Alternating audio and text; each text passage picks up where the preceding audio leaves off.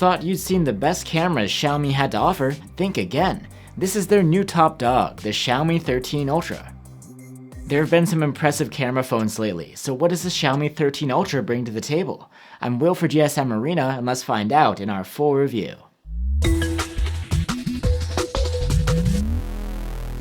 Many of this year's most powerful camera phones have something in common, a main cam with Sony's 1-inch type IMX989 sensor.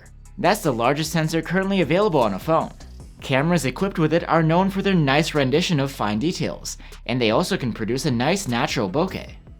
The Xiaomi 13 Ultra also packs an IMX989, but takes things a step further by pairing it with a variable aperture lens. Plus, its camera setup is extra versatile thanks to 2 telephoto zooms and an ultra-wide cam. It's not only about the cameras, the Xiaomi 13 Ultra brings all the bells and whistles. It's Xiaomi's top flagship after all. When it comes to design, of course what catches the eye first is the huge round camera bump. But the textured eco-leather backing also lends a premium look and feel. Rather than meeting the aluminum frame, the leather seems to end abruptly, letting the metal take over around the edges. Overall, the phone feels comfy and grippy in hand. And the Xiaomi 13 Ultra has full IP68 rated ingress protection against water and dust.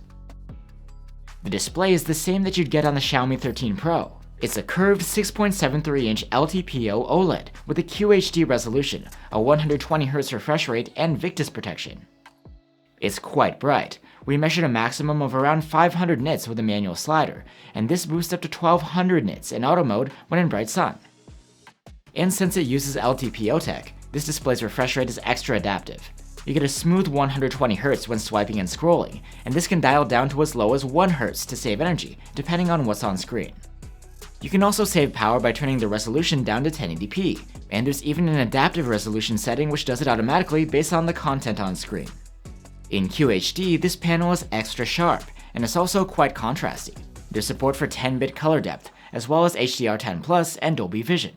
And the colors can be quite accurate depending on the color mode you choose in settings. For audio, the Xiaomi 13 Ultra has a stereo speaker setup with Dolby Atmos support. Loudness is very good here, and the sound quality is good too, with nice vocals and treble and some bass.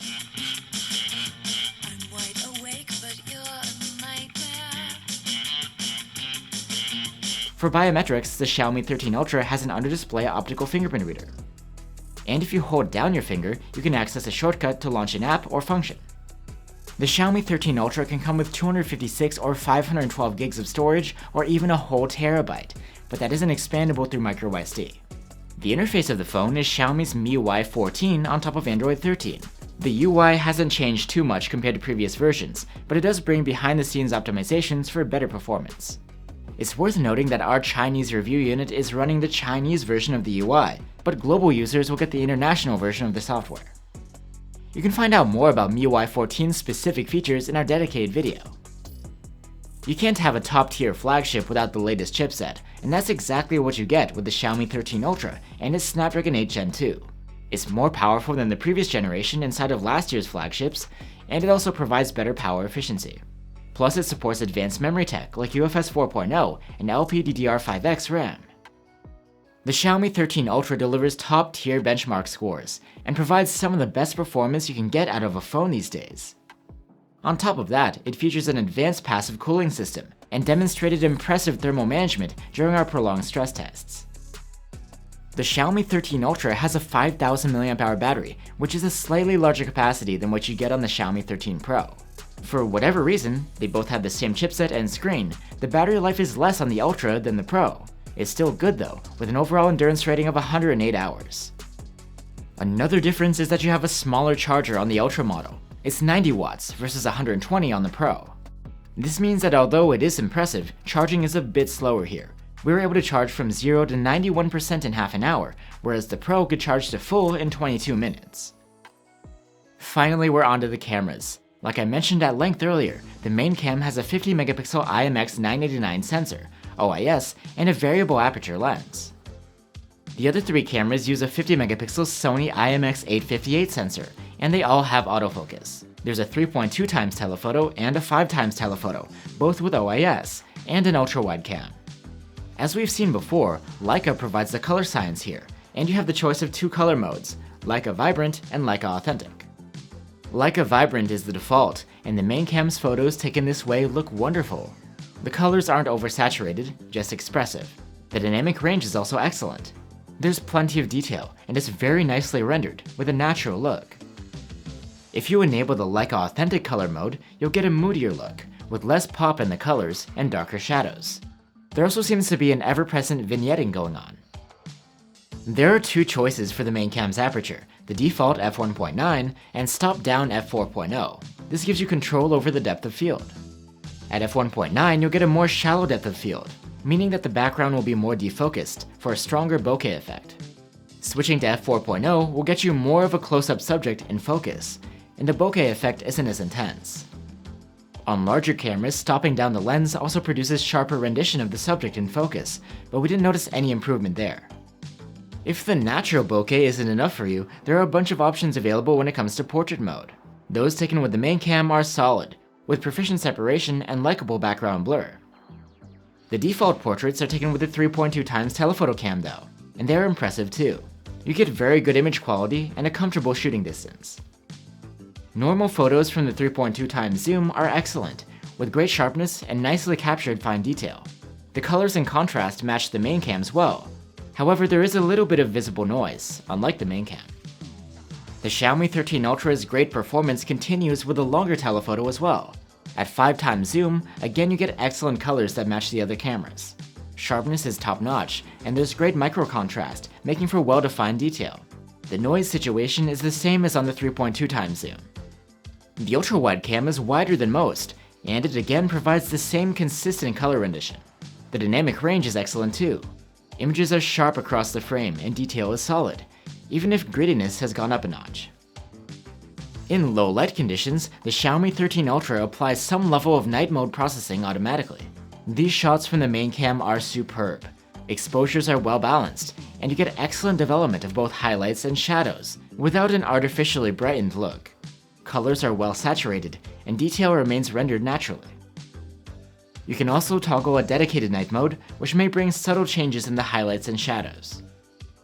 Disabling night mode entirely will result in blown out light sources and areas that are too dark. At the 3.2x zoom level, the auto night mode brings more of the same high quality. There's overall great performance in terms of exposure and dynamic range. Detail is very good, and noise is well controlled too. Sometimes the white balance was a bit off though, and wasn't as warm as reality. Again, the differences with the night mode toggled on are subtle. And without night mode at all, you get harsher shadows and highlights.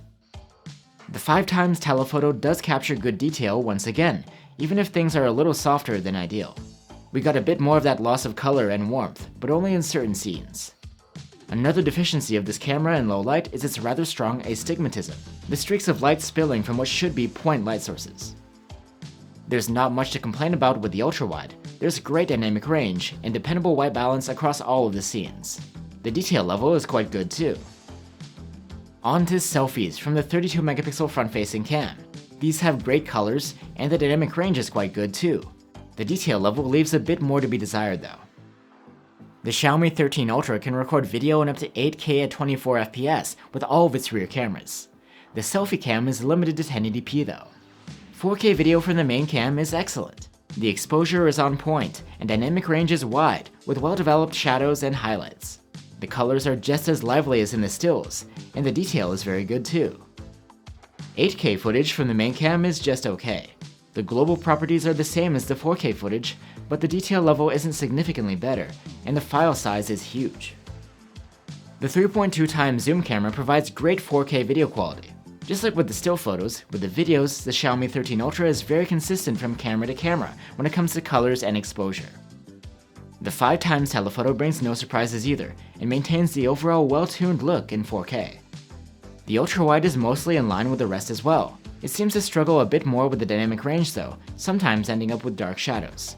And while the detail level is solid, these videos aren't the sharpest around.